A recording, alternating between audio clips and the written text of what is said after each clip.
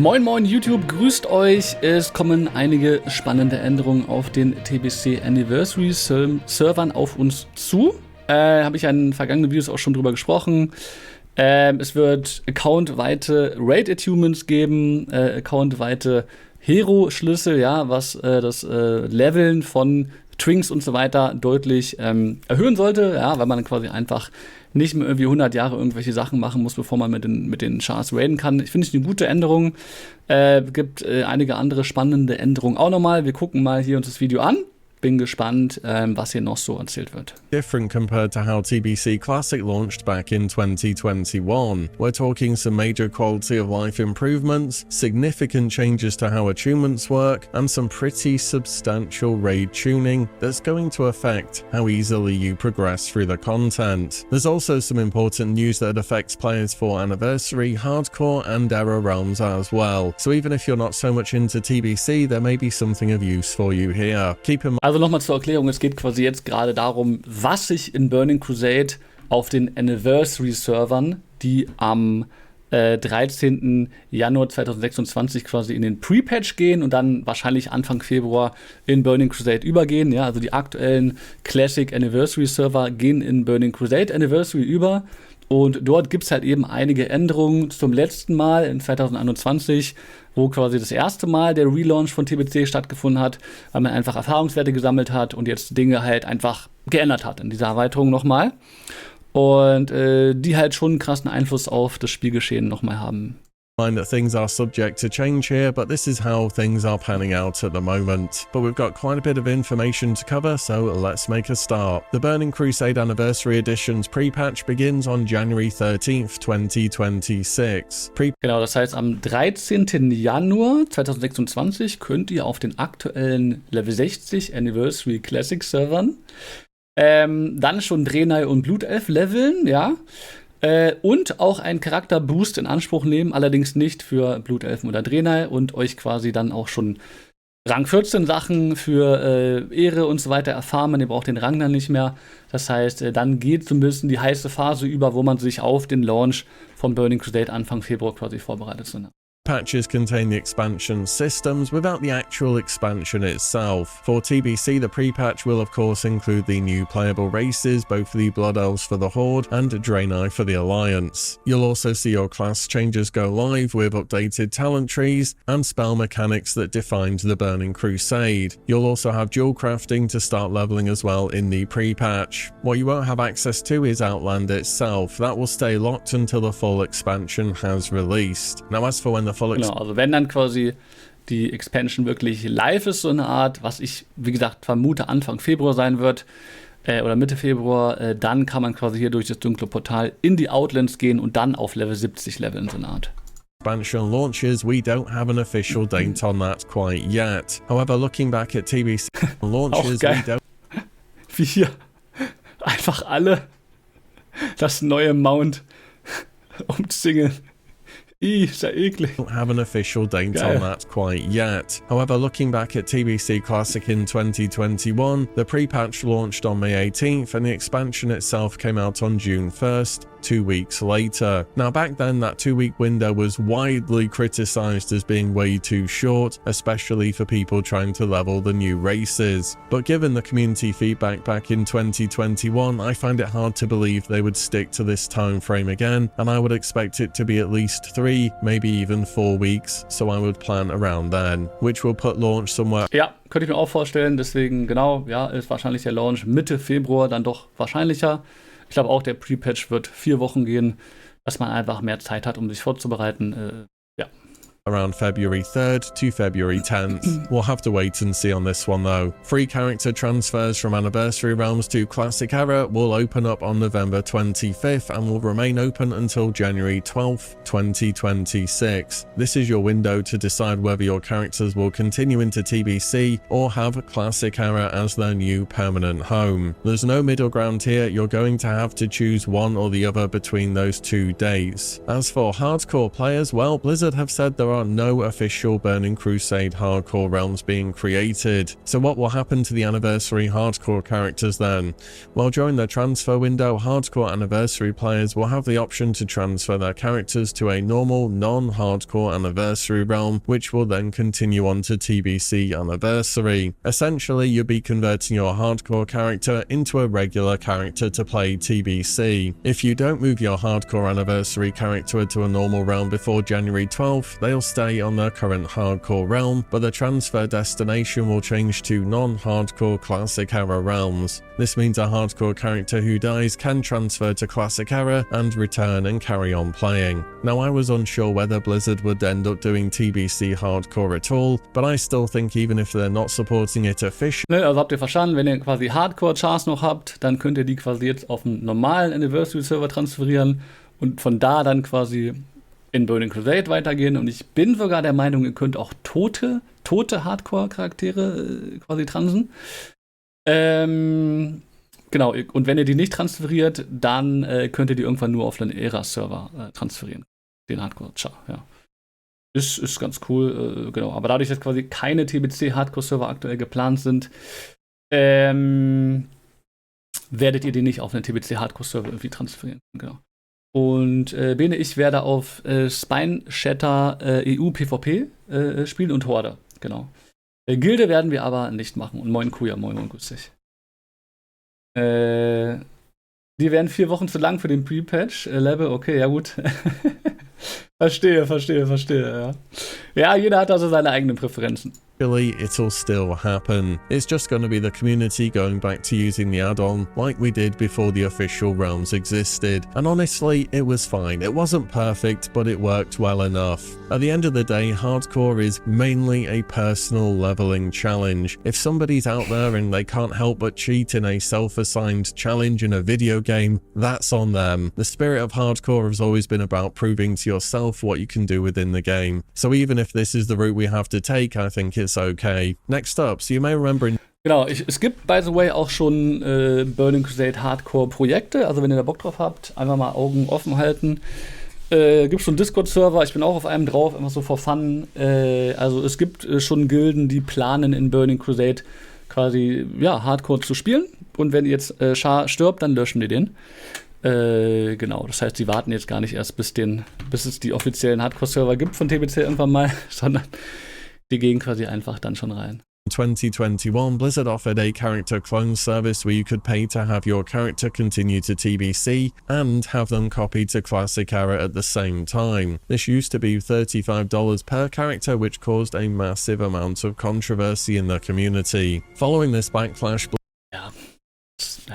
Blizzard would drop the price, and then way later they would drop the price again before removing this service. However, for TBC Anniversary, this character copy service is just not available whatsoever, and there's also been no announcements about it. Given how reasonable it would have been to expect this service to exist in some form, it's kind of surprising that this is where we are at. Could it still happen? Maybe, but I think if you want it, you're gonna have to make your voice heard. But at least as we are at the moment, this character copy service is not available. Blizzard have also announced they'll be opening a PTR for TBC Anniversary, so here's what they are testing there. First of all, Heroism and Bloodlust are now raid-wide with a 10-minute sated or exhaustion debuff. And very importantly, they also say this specific ability and debuff will only reset on boss kill and wipe. This is massive. So originally in TBC and in TBC Classic in 2021, these abilities only affected the Shaman's party. This led to a strategy where guilds would rotate Shamans between their groups to give Bloodlust to certain parties continually throughout a fight. And it was really just about min-maxing their top DPS players to get the most performance out of them. And the fact that it resets after encounters end is something that people are overlooking, because Bloodlust and Heroism are the most powerful buffs that have ever been put into World of Warcraft, and this has always been true for them. So the fact you're going to have these up for every single boss fight is a very big deal. Realistically though, for this buff, I think it was either going to be Blizzard stepping in and providing this solution, or Warcraft logs saying we will invalidate your log if you have multiple Bloodlust in an encounter or something. So does this mean Shamans are not going to be played as much anymore? I mean, not really, to be honest. You'll still ideally want one Shaman per group because... Also das heißt, Was war denn der vorherige Cooldown von Bloodlust? Weiß ich gar nicht mehr. Aber das heißt, du brauchst quasi nur noch einen Schamanen oder machst du quasi pro Encounter einmal Bloodlust für alle an, dann haben alle den Debuff. Und nach dem Ripe ist die Fähigkeit wieder ready. Und dann also man hat quasi für jeden Fight einmal Bloodlust Save, so eine Art, ne? Okay, verstehe. Ich dachte, dass es sowieso immer so lange Trash zwischendurch ist, dass man das wieder ready hat. Das war jetzt so meine Einschätzung. The totem buffs are just way too good to ignore, and certain specs like alle or enhancement provide other buffs as well. Speedrun guilds might optimize and drop some shamans as time goes on and they begin to outgear content, but for your average raiding guild, don't worry about it, shamans are still going to be in high demand. Terracone's respawn rate has been... Ja, du brauchst ja halt sowieso, wegen Windfury Totem brauchst du halt in den Melee-Gruppen den Enhancer irgendwie, ne? Du brauchst dann den Ele-Schamanen in der Caster-Gruppe. Ja, also ich denke, Schamanen wird schon gut gehen in TBC. Increased and additional Terracone nodes have been added. So Terracone is a herb that spawns surprisingly in Terracar Forest, and it's used for a number of consumables, most importantly Haste Potion. However, in TBC Classic, the demand for this far outstripped the supply, leading to incredibly high prices. On top of that, for Anniversary, we have Mega Realms now, which have a ton more players on. So this was absolutely something necessary to change in advance, and hopefully it will bring down the price of consumables, so you should have an easier time stocking up. Next up, things are about to get really... Ja, stimmt, Haste Potions, ne, war auf jeden Fall crazy teuer am Ende.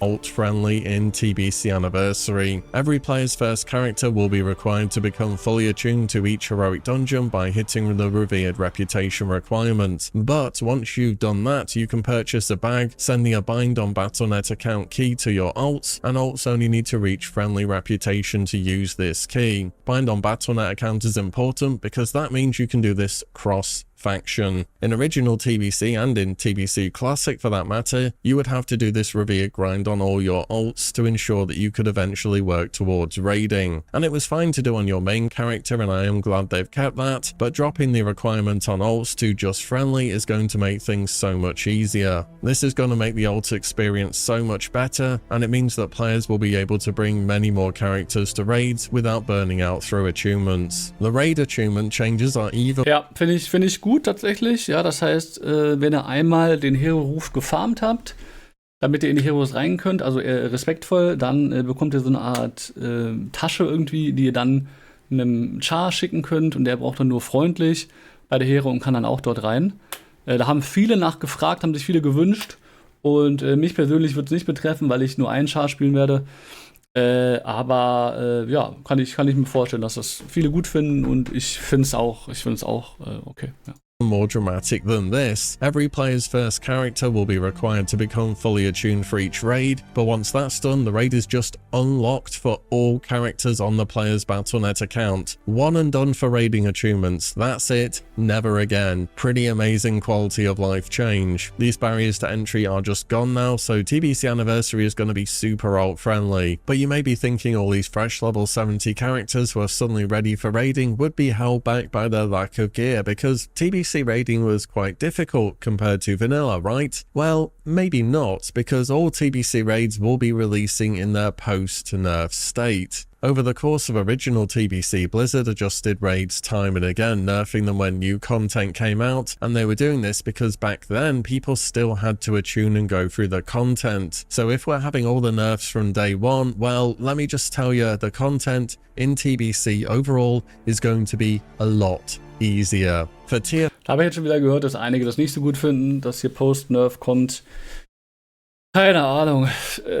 Ich glaube, beim letzten Mal war es nicht so. Da haben einige rumgeflamed, dass dann wieder zu schwer war. Ich glaube, da kannst du den Leuten gefühlt nie recht machen, so richtig. Before you have Karazhan Grol's Lair and Magtheridon's Lair. All of these saw many nerfs over the course of the expansion. Nightbane in Karazhan, Grol and Magtheridon all received big health nerfs and damage reductions to their abilities. Tier 5's Serpent Shrine Cavern and Tempest Keep, and these two raids without exaggeration got absolutely crushed by nerfs. nerfs. Bosses and trash health was reduced substantially, and several trash health was reduced substantially, and several major mechanics were straight up changed or removed. Most notably among them is Lady Vash's mind control in her final phase. Kael'thas Sunstrider was also made a way shorter fight post-nerf. Even trash health was reduced significantly, with some Tier 5 Trash and Bosses having up to Da denke ich mir halt dann immer noch, ich meine, die Leute haben so viel Erfahrung mittlerweile, so viel, sind so gut irgendwie und so weiter.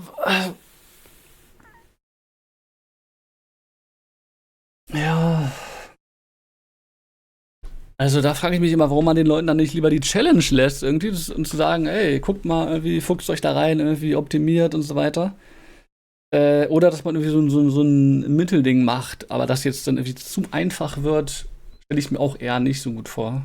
a 40% reduction in health. For Tier 6, that's Black Temple and Mount Hyjal, these raids were already fairly straightforward compared to Tier 5. You'll definitely see faster kill times, but overall the experience won't be drastically different. And Sunwell barely got nerfed during original TBC actually. The biggest nerf here was to the Muru encounter that received some adjustments in patch 2.43. But that was reducing his health, Ad's health, and Entropius's health. This boss was the hardest one of the raid by quite some margin, but now he should be much easier as well. And these raids just didn't get nerfed once either. Early content like Tier 4 got nerfed repeatedly in Krieger mit Warglaves, was? successive patches, with additional adjustments. Tier 4 Hat der dem Schurken die Warglaves and these geklaut? raids just didn't get nerfed once either. Early content like Tier 4 got nerfed repeatedly Oder in das ist ein Schurke, ne? Ich bin lost. successive Der hat doch T6-Helm, ja. patches. Human Rogue, glaube ich. Ja, lost. With additional adjustments as new raid tiers opened up. All in all, That I got did us clear also. all the content on TBC Classic, and I did do it post-nerf as well. Tier 4 is going to be much easier.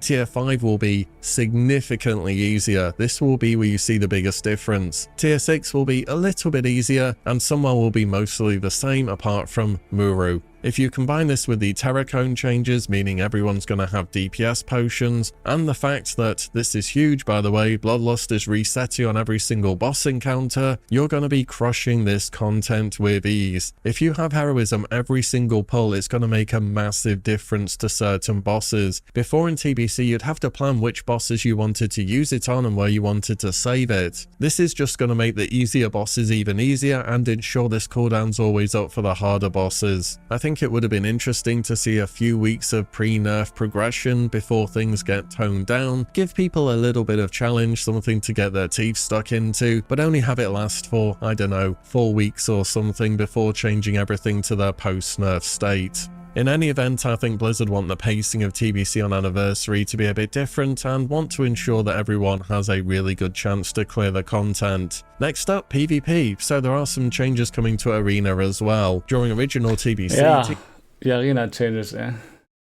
teams started at 1500 rating, and you can make new teams to participate in matches to receive points each week without having to climb back from zero. With TBC's Anniversary Edition, Blizzard wants to bring back that team feeling while allowing players to play with whoever they want to without needing an actual team. So here's how the system will work. Each character's rating now starts at 1500 instead of 0. Once per week per character, you can pay gold to reset your rating back to 1500, but only if you're below that. Ratings above 1500 can't be reset because otherwise everyone would get boosted. The gold cost will also vary on your bracket. Essentially what they're doing is replicating the old system where you could make a new team for gold if your rating tanked each week, but since teams don't exist anymore as a concept, you're just instead resetting your personal rating. The gear requirements have also changed too. There are no requirements to purchase PvP gear for any pieces except shoulders, which require 2000 rating, and weapons, which require 1700 rating. Everything else, you just earn points and go buy it. The overall cost of PvP gear has been lowered slightly too, making it faster to get geared up. The faction reputation Da bin ich mal gespannt, was sie damit genau meinen. Also auch die Ehre und Marken, die man braucht für die Offset Arena Pieces so in der Art. Ja. PvP gear will now be sold starting with the first arena season, and the set bonuses for Das ist gut. Das Faction PvP Gear kam, glaube ich, sonst erst deutlich später.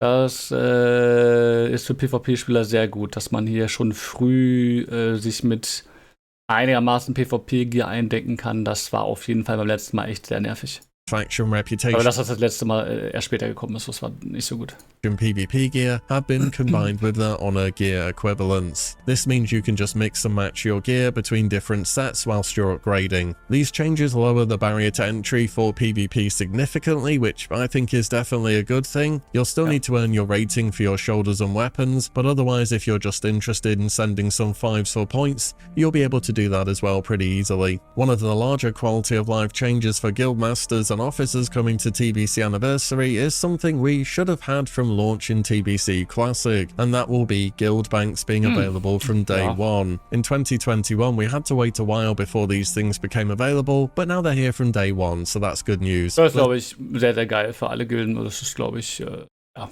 keine Frage, ne? Das ist eine gute So they're also selling upgrade packs for TBC as well. These packs include cosmetic items, mounts, and other typical World of Warcraft upgrade pack things. You also get a flying mount now instead of just a ground one. Ja, das finde ich nicht so gut, dass sie hier den Netherdrake-Style einfach für die Booster geben. Ich finde, da hätte man sich auch einen anderen Style ausdenken können.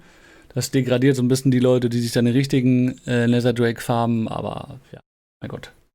The key difference between the two packs is one of them has a boost in game time, the other one doesn't. Also important to know is that at this point in time you cannot boost Blood Elves or Draenei 258. Now I'm just going to throw it out here. Originally Blizzard said you couldn't boost... Moment.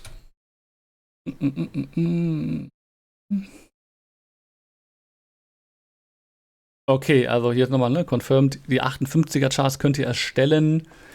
Sobald der Pre-Patch hittet, also am 13. Januar könnt ihr die 58er erstellen.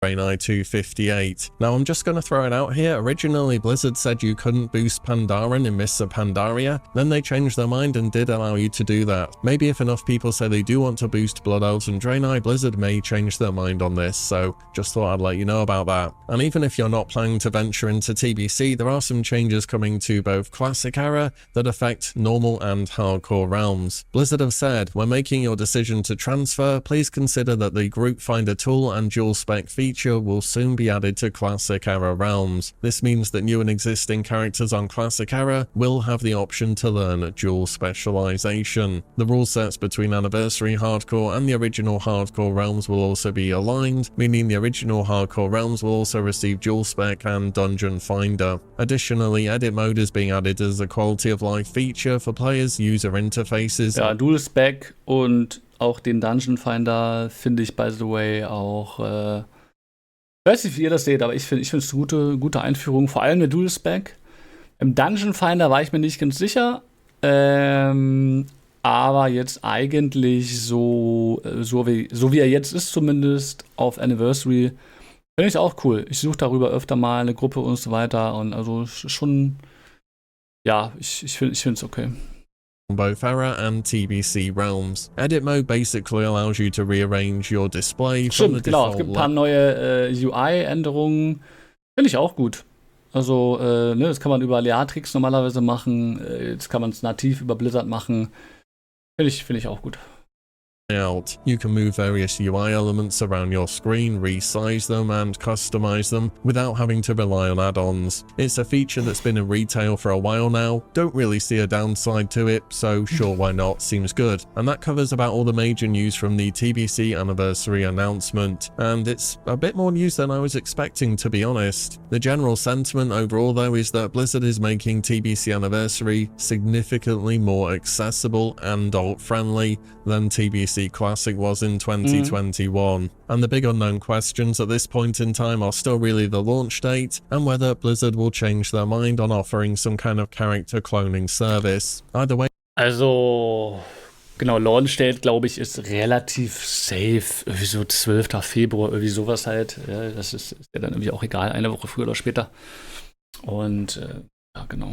Dass es halt jetzt deutlich einfacher ist für die Leute, so ein bisschen in Burning Crusade reinzukommen, ist letztendlich eine gute Sache. Das ist wirklich gut. Man denkt eher so, es wird irgendwie einfacher gemacht, aber es war wirklich das letzte Mal so, dass anscheinend dann wirklich auch viele irgendwie gequittet haben oder demotiviert waren und einfach wieder keinen Bock drauf hatten, weil sie da nicht 30 Chars einfach hochleveln konnten und das können sie jetzt und das finde ich Finde ich tendenziell eigentlich gut. January 13th for the pre-patch, and official release should come a few weeks later. So let me know your thoughts on all the changes that they've implemented. Are you happy with all this, or are they taking things a bit too far? Let me know in the comments down below. And as always, thank you all so much for watching and listening in, and I'll see you all in the next one. Ciao. Jo, checkt gerne das Video ab, ist in der Videobeschreibung verlinkt. Richtig cooles Video, hat nochmal gut zusammengefasst eigentlich, was quasi an den TBC Anniversary Servern geändert wird. Ich finde alle Änderungen eigentlich gut. Ja, das Einzige, was ich nicht gut finde, ist, dass man den Leuten, die dieses Boost-Paket kaufen, den Netherdrake-Style gibt. Das finde ich nicht gut. Und die andere Änderung, die ich nicht gut finde,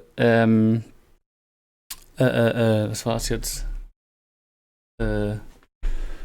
Egal, vielleicht fällt es mir wieder ein. Sagt mir gerne in den Kommentaren, was ja, ihr zu den Änderungen sagt, ob ihr fein damit seid, ob ihr. Ah ja, genau, ist mir wieder eingefallen.